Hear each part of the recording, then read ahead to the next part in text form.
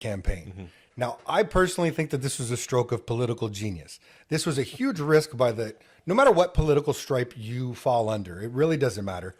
In a parliamentary democracy, this is gamesmanship at its finest.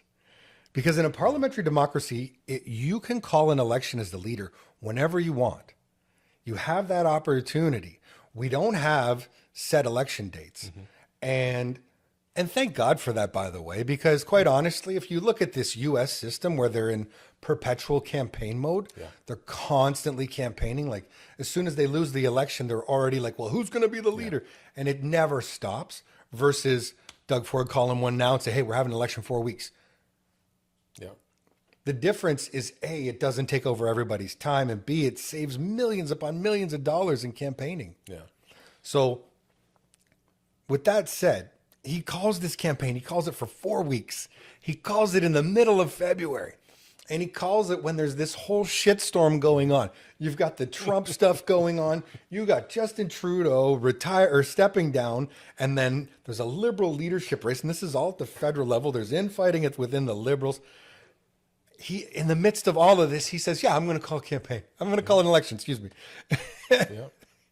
And these people are not stupid. He's got lots of people around him who saw the numbers and said, we can get a majority right now. And if we get a majority right now, we can push through the agenda that we want to push through. Agree or disagree? Yeah.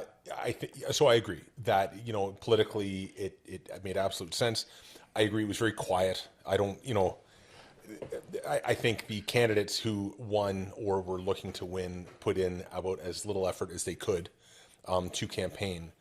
But it is interesting because I think, and you can correct me if I'm wrong, but it looks like it was a Conservative win and an NDP second place and a Liberal third.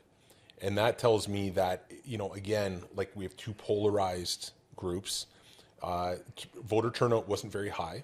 No, it was like something like 24 to 27%. Right. Yeah. It was extremely low. And then you've got. But if you're the leading party and you think you've got the lead, you don't care. No, absolutely. And so, but it's the parallels, right? So I think you look at Doug Ford, and Doug Ford, I think you've got a population or a group of people who would look at Doug Ford as not being smart enough, not being polished enough to represent them. And you get back into this kind of elitist type of viewpoint that people have about the man who won the election. And so, I think you can draw some similarities to the United States. If you're really looking at the political map, we're in a sea of blue right now in this province. The interesting thing that I saw last night while taking in the results was there's a lot of conservative seats in the GTA now, not just in the 905, but right within the 416. So obviously Doug's in Etobicoke Etobicoke North. I'll believe you. There's two seats in Etobicoke that both went conservative. Forgive me, I don't know which one was Doug's. I can't remember at this moment. But there were seats that were picked up in Etobicoke. There were seats in Scarborough that got picked up.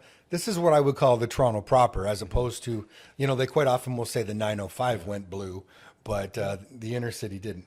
I just thought for the Conservative Party to be picking up seats in Toronto proper was something because in this city, in the center of the city, we're green and orange, right?